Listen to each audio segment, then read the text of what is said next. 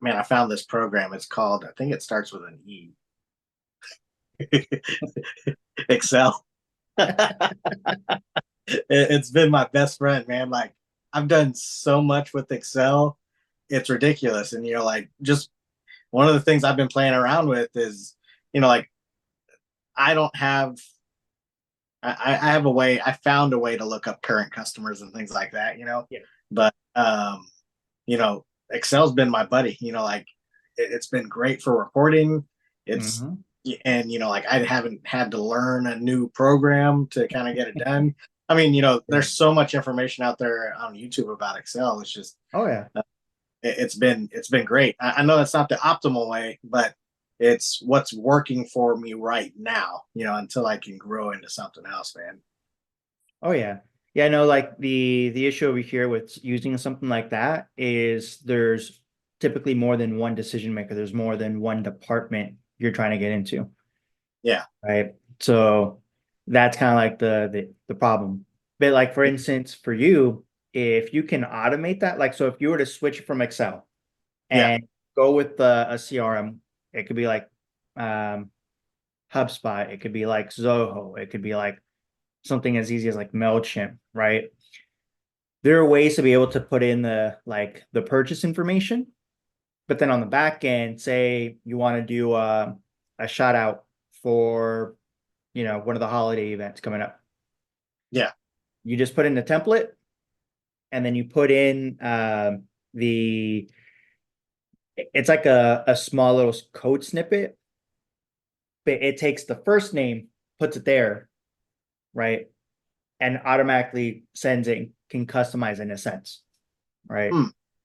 Um, Almost like a template. I mean, exactly like a template, I guess. exactly like a template. That way Yeah. you don't have to worry about like, okay, I got to make this super generic for everybody and BCC everybody, or I got to, manually do this, like with what I'm doing. I got to manually do this to send it to make sure it's customized to have their name, their Yeah. company name, right, or Right. their position or stuff like that, right?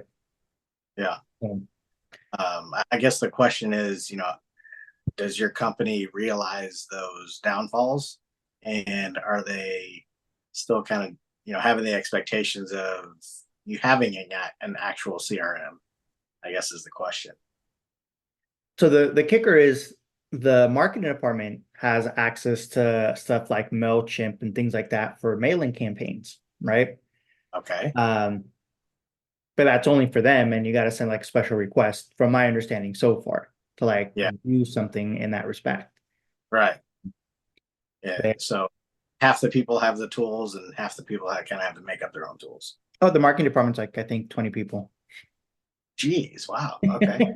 Right. So more than half the people, but the people that actually, more so in direct contact with the customers, they don't have um, they don't have the access to the things that they need. That's Yeah, and I get it to some degree, right? yeah, Because you don't want them to mail something without like company approval beforehand, stuff like that, right? But it's like if you're yeah, already sending out like your own email temp, you're already emailing separately, like you're yeah. kind of essentially already doing the same thing, right? Mm, So it would just be easier if they had something in-house, because then if I want to create a template, I can create the template, send it to get approved real fast, right? yeah. So legal can take a look at it, make sure everything is good, and then once it gets approved, boom, sends out. Right. So have you looked at anything like that? Like, do you know how much it is? Do you know how much like a enrolling in a program like that is?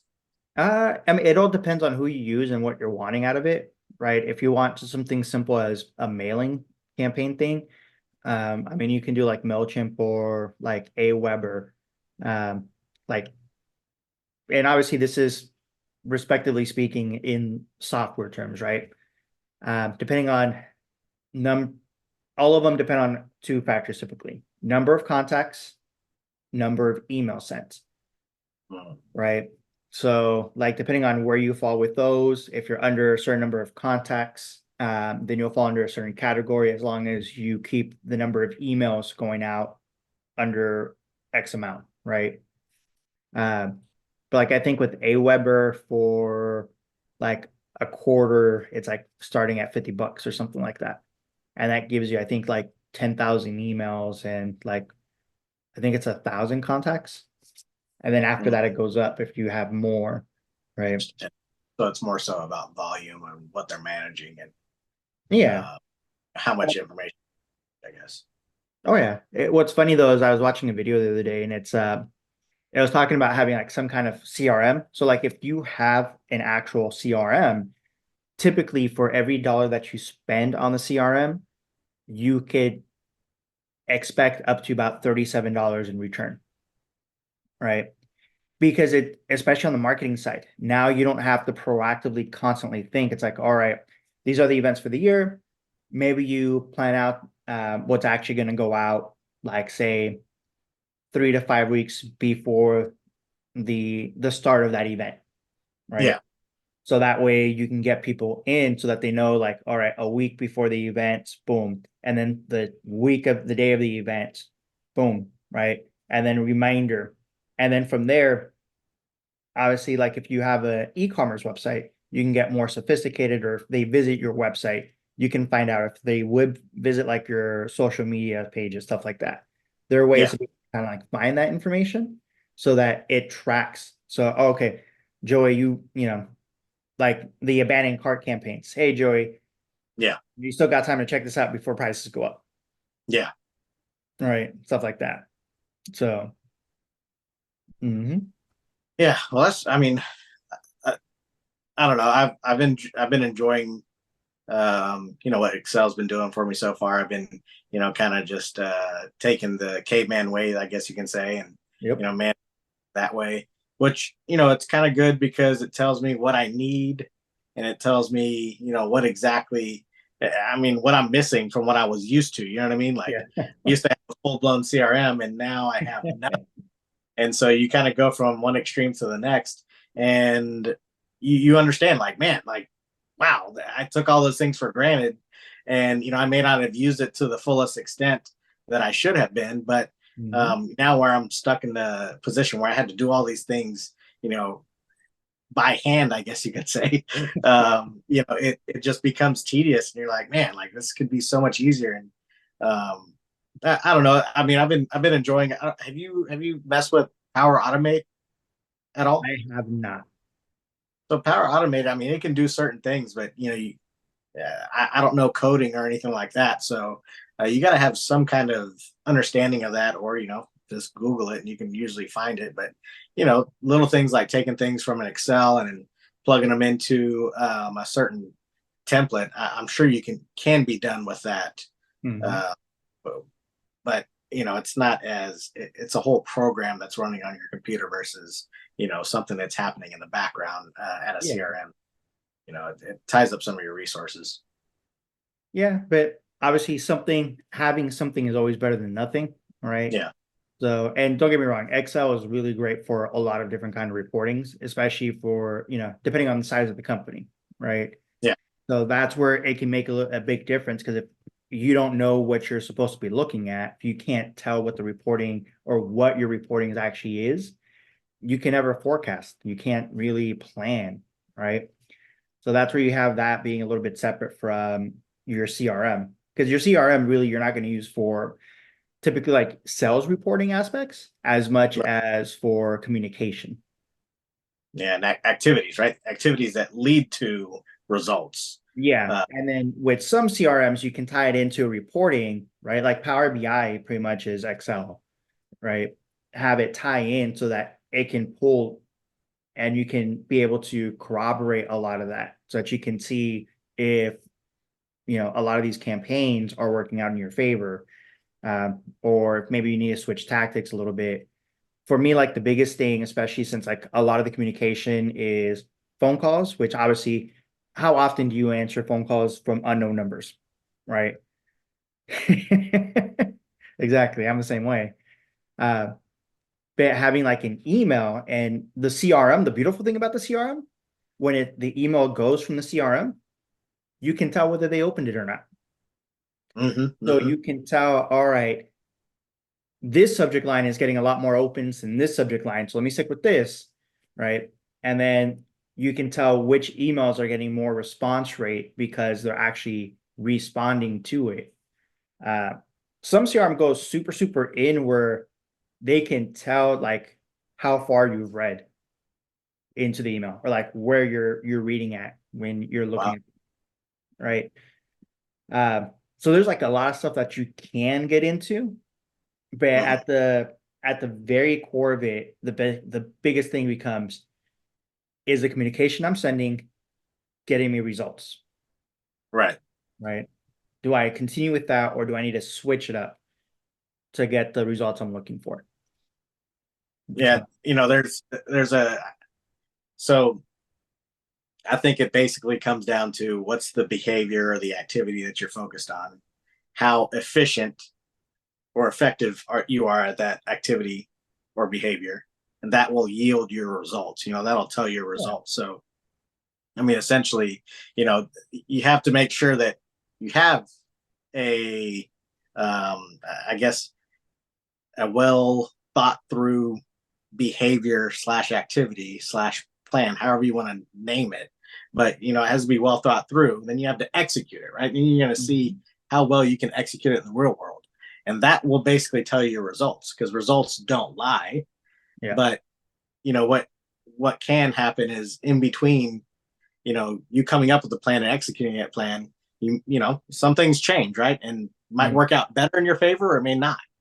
So I really think it's just based upon making sure that you have the right activity and then also you have the right mindset when it comes to making that activity efficient enough to drive a result. Yeah. So but like going back to the original, right? You just gotta start somewhere. Yeah. Yeah, if you don't have an activity, you're not going to get anywhere, right? So, or if you have Yeah. a plan, not acting on that plan, you're not going to get anywhere. You can't get anywhere without the other one. Yeah, it's funny because when I was taking up the position, one of the questions was, how comfortable are you like making calls? It's like, well, if you can't talk to people, if you can't call the damn lead, how are you Yeah. gonna close anything, right? I Right. remember like, take it in your case. If you're not talking to the people coming in the door and trying to actively close it, if you're not introducing something extra that's literally right there, you're already spending time with them. You got to go through this like either spiel or the entire process to order something. If you can't even do the simple offer, if you can't even ask if you want fries with that, like, where are you Yeah. gonna go? Yeah, no, I mean there's just so many things that you can be doing. But I think, in the position that we're in, whether it be sales or leadership, I think you have to make sure that you're focusing on those high impact activities, right? And so there's activities, you can ask if they want fries, right? Or, whatever the case is. But, I think identifying the need is more important than just asking if you want fries, right? Of course, you got to start somewhere. So definitely that's where we want to go to be able to ask if they want fries or whatever kind of add-on that we can get on, to this deal here. But we also have to identify the needs, right? It's because if Oh, yeah. you're on something without creating any value, you're not going to get to the point of any kind of results.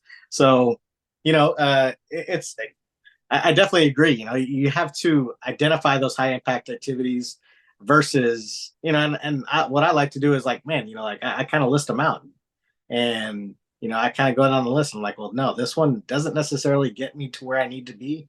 And you kind of rule them out that way and then guess and test and adjust on the fly is what I usually do. Yeah, and that's the biggest thing. Because, like, put it this way, if you got your people, they're selling, yeah, you train them to ask if they want fries with that, right? You train them to ask that for that additional pitch, that additional product, the additional service, warranty, whatever it is. Yeah.